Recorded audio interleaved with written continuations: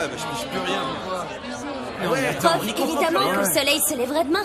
Il se lève tous les jours. Le fait qu'il se lève tous les matins est un argument assez solide pour penser qu'il se lèvera à nouveau demain? Eh bien oui. Non? David Hume dirait que non. Vraiment? Il pensait que le soleil ne se lèverait pas? Il disait que la répétition, l'habitude, n'expliquait pas la vérité des choses. Hume était un empiriste, c'est-à-dire qu'il basait les connaissances sur l'expérience. Vous ne pouvez pas avoir l'expérience de ce qui se passera demain. Hein? C'est comme cette table, par exemple. Vous pensez que vous la voyez, mais il n'y a aucune certitude sur ce point. Mais bien sûr. Vous nous dites que cette table n'existe pas.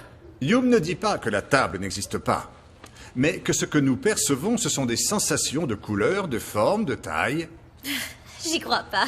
Moi non plus. Le soleil se lève tous les jours et ça, c'est une table. Exact. Ça, c'est une table. Qu'est-ce qui se passe encore? Qu'est-ce qui se passe là-bas? Oui, monsieur. Non, rien. Si, je vois une table. Je vois même beaucoup de tables. Voyons voir. Ne vous battez pas avec Hume, essayez de le comprendre. Il avait un problème avec l'idée que nous nous faisons des choses, c'est vrai. Mais ce sur quoi il n'avait aucun doute, ce sont les sentiments. Il était convaincu que les êtres humains renferment un sentiment naturel de bienveillance, à part les banquiers, bien sûr. Hume disait que nous avons une prédisposition naturelle à être bons avec les autres. C'est pour ça que vous avez apporté de la nourriture pour la collecte d'aliments. Mais au fond, et cela va contredire Hume, n'est-ce pas qu'en réalité, nous voulons nous sentir bien avec nous-mêmes? Oui, je le sais bien parce que mes parents, tous les ans, ils organisent la campagne.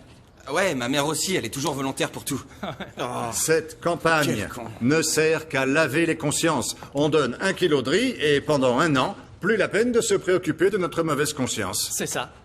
Voyons, nous souffrons des conséquences de l'enrichissement d'une poignée de fils de pute. Et au lieu de leur demander des explications, qu'est-ce qu'on fait? On se convertit en bons samaritains. Un instant. C'est pas bien d'aider les plus démunis?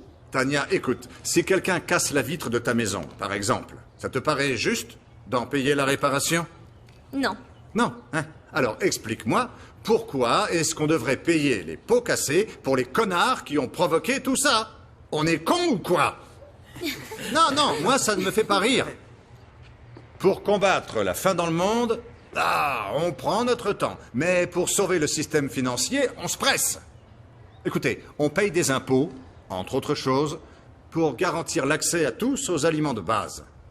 S'il y a des gens qui ne peuvent pas manger et qui ont faim, c'est que mes impôts ont été très mal gérés. Par conséquent, je ne donnerai pas 1 euro de plus pour arranger ce qu'ils ont détruit. Ça non, sûrement pas, Ouais, putain. c'est clair. Non, Si vous êtes si sûr de vous, pourquoi vous collaborez à la campagne?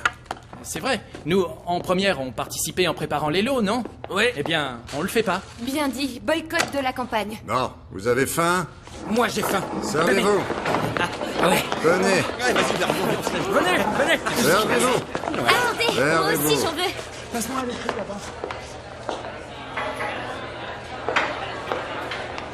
Allez. Venez, servez-vous, Qu'est-ce qui se servez-vous. passe ici?